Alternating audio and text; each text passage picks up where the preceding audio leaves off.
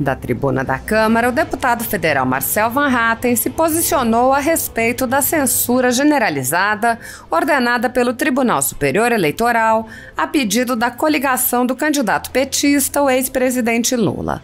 Van Hatten afirmou: "Vivemos no Brasil, neste momento, sob censura. Nós temos não um Tribunal Superior Eleitoral, mas um Tribunal Censor Eleitoral, que define o que se pode e o que não se pode dizer. Um verdadeiro Ministério da Verdade, como víamos na literatura de George Orwell, mas que, na verdade, está servindo para a disseminação da mentira." O deputado lamentou: "Que vergonha ver o Brasil submetido à censura neste momento por parte de um tribunal que deveria garantir a liberdade durante o período eleitoral. Aliás, o próprio tribunal diz que está há 90 anos a serviço da democracia, mas há 90 anos, quando foi criado por um ditador, Getúlio Vargas. Talvez muitos não conheçam essa informação. Vejam apenas as festividades em torno dos 90 anos do Tribunal Superior Eleitoral, mas se esquecem de olhar como o Brasil estava 90 anos atrás, governado por Getúlio Vargas, um ditador." Marcel Van Hatten comentou o caso da Brasil Paralelo, que foi proibida de veicular um documentário até o fim do segundo turno, assim como as outras medidas impostas ao site, que se aplicam também a outros veículos, inclusive a Folha Política. O deputado alertou: "Há um severo ataque à liberdade de imprensa, à liberdade de opinião, à liberdade de expressão. Quando um jornalista, um comentarista, um colunista não pode dizer que Lula é ex-presidiário, é descondenado, é ladrão, é corrupto, é chefe de organização criminosa. Repito, falta só o TSE dizer que não pode chamar o Lula de Lula. É lamentável, senhor presidente. É lamentável ver que chegamos a este ponto nesta nação. Uma democracia que deveria ser vibrante, ameaçada por um tribunal, ameaçada pelo PT. Foram atendidos, aliás, 37 pedidos de Lula para combater supostas fake news e apenas 6 de Bolsonaro. Aí já se vê o desequilíbrio, o partidarismo, a parcialidade." No pedido apresentado pela coligação do PT, os advogados apresentam um grupo de desafetos e afirmam ver na existência dessas pessoas em sociedade um ecossistema de desinformação. O pedido e a decisão são feitos sobre blocos de pessoas sem individualização de condutas para obter a censura de um lado da política. Há anos, pessoas vêm sendo punidas com base nesse mesmo tipo de informação, produzida por testemunhas suspeitas e mesmo por empresas concorrentes, informação essa que é tomada por verdadeira, sem questionamento, por juízes agindo fora de suas atribuições, como é o caso dos inquéritos conduzidos por Alexandre de Moraes no Supremo Tribunal Federal e por Luiz Felipe Salomão e seus sucessores no TSE.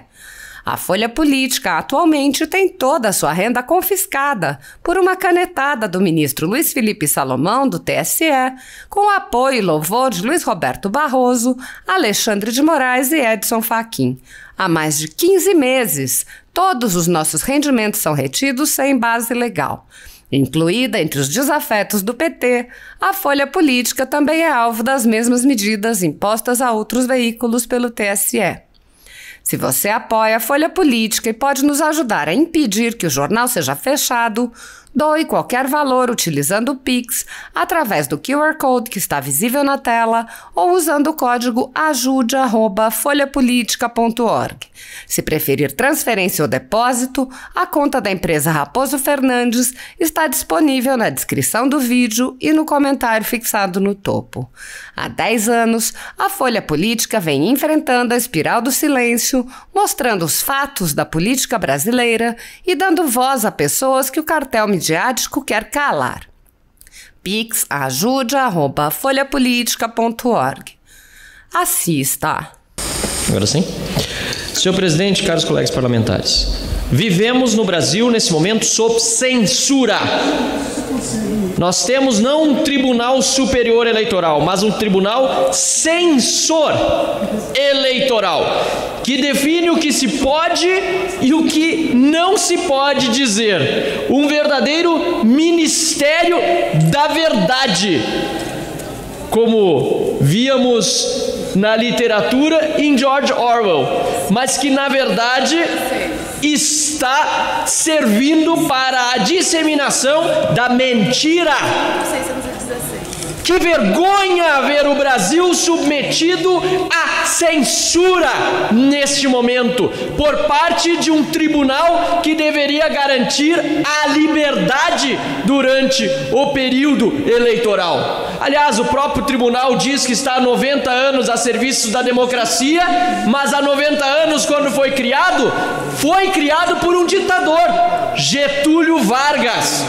Talvez muitos não conheçam essa informação, vejam apenas as festividades em torno dos 90 anos do Tribunal Superior Eleitoral, mas se esquecem de olhar 90 anos para trás, onde o Brasil esteve, e esteve governado por Getúlio Vargas, um ditador. E agora, qual é a nova do Tribunal Superior Eleitoral? A nova é que está censurando o Brasil Paralelo. Estou entrando aqui na página do Instagram do Brasil Paralelo para ler ipsis literis o que diz a nota publicada ontem à noite, o comunicado da Brasil Paralelo. Diz o seguinte: o Tribunal Superior Eleitoral determina que a Brasil Paralelo, corrijo, Tribunal Censor Eleitoral, abstenha-se de anunciar, exibir ou publicar por qualquer meio o episódio Quem Mandou Matar Jair Bolsonaro, da série Investigação Paralela, até o dia seguinte do segundo turno da eleição presidencial. Comento, por que até o dia seguinte do segundo turno? Depois o conteúdo vai passar a ser verdadeiro? Agora ele é nocivo? Por quê? Não se quer apresentar ao eleitor brasileiro parte da história do Brasil contada de uma forma muito profissional pela Brasil Paralelo? Basta ver os episódios e as séries lançadas e as entrevistas pela Brasil Paralelo, todas corretíssimos e todos buscando fontes de informação com crédito e fidedigna. Retorno aqui ao comunicado. Segundo ponto, que interrompa todo anúncio pago de quaisquer conteúdos considerados político-eleitorais, especialmente envolvendo os candidatos Jair Messias Bolsonaro e Luiz Inácio Lula da Silva, seus partidos e apoiadores. Ou seja, não se pode envolver em campanha eleitoral um site, um meio de comunicação? Que ditadura é essa? Que limitação é esta? A participação de um site que representa a opinião de muitas pessoas e forma a opinião de muitas pessoas no processo eleitoral? Terceiro ponto, tenha o canal Brasil Paralelo no YouTube desmonetizado, ou seja, quebrem-se as pernas da Brasil Paralelo. Vamos acabar com sua fonte de custeio. Eu estive na sede da Brasil Paralelo em São Paulo, conheço inclusive os fundadores e eu elogio o trabalho em nome do Henrique Viana e dos demais que fazem deste trabalho de comunicação no nosso país um trabalho tão relevante para a sociedade e tão relevante para quem lá trabalha. Para quem lá trabalha, senhor presidente. Há dezenas de pessoas envolvidas nesta empresa que correm o risco de perderem os seus empregos, porque termina o comunicado, as medidas acima descritas entram imediatamente em vigor e permanecem até o dia 31 de outubro de 2022. Quando se tem a monetização do YouTube e das redes sociais como uma fonte de receita, e se corta essa fonte de receita, o que se faz é prejudicar quem trabalha na empresa, quem se dedica a fazer daquela empresa uma empresa de sucesso que leva informação de qualidade aos seus assinantes. É uma vergonha essa decisão do Tribunal Censor Eleitoral, que de uma só vez, nega acesso à informação dos assinantes da plataforma Brasil Paralelo até o dia seguinte à eleição. Depois pode, mas durante a eleição não pode. Nem entra se é verdade ou se é mentira. Depois pode, até a eleição não pode. Ou seja, se for verdade o que está na série, que eu não assisti, e eu, pela credibilidade que a Brasil Paralelo tem, posso aqui dizer e afirmar que tenho convicção de que as informações são verdadeiras. Se for verdade, ela está censurada previamente, censura prévia, até o dia seguinte da eleição. Segundo ponto, que se interrompa todo anúncio pago de quaisquer conteúdos, ou seja, não se pode participar do processo eleitoral neste segundo turno. Nega-se o direito a Brasil Paralelo e seus assinantes de participação política irrestrita, liberdade política ameaçada. E por fim, que se cesse o financiamento deste canal, desta plataforma de informação. De uma só vez o Tribunal Censor Eleitoral, ataca a liberdade de expressão e de imprensa, ataca e afronta a liberdade política e a liberdade econômica. É uma vergonha. Onde estão os meus colegas deputados e senadores para se pronunciarem aqui contra isso? E mais, não é só com a Brasil Paralelo, pelo contrário, a Jovem Pan lança um comunicado aos seus jornalistas dizendo: caros, com base em decisão do TSE, proferida nesta segunda-feira, estamos orientados pelo jurídico a não utilizar as seguintes expressões nos programas da casa.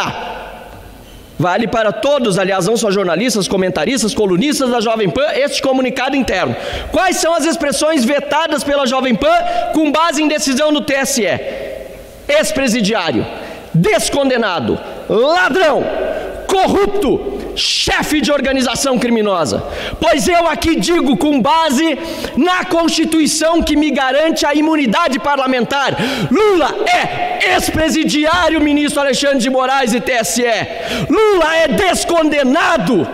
Lula é ladrão. Lula é corrupto. Lula é chefe de organização criminosa. Não falo isso, aliás, apenas com base na minha imunidade parlamentar. Falo isso com base nos autos dos processos julgados em Curitiba, confirmados em segunda instância, também nas instâncias recursais confirmados e que foram anulados por uma decisão vergonhosa do Supremo Tribunal Federal. Mas o TSE diz que não pode chamar o Lula, pelo menos a Jovem Pan diz, com base em decisão do TSE, de ex-presidiário, de descondenado, de ladrão, de corrupto, de chefe de organização criminosa. Deputado Ayrton Faleiro, só falta a Jovem Pan dizer, com base em decisão do TSE aos seus jornalistas, que não podem mais chamar o Lula de Lula. O Lula de Lula, porque ele é todo esse resto aqui e muito mais. Lula, repito, TSE, o Lula é ex-presidiário, é descondenado, é ladrão, é corrupto, é chefe de organização criminosa.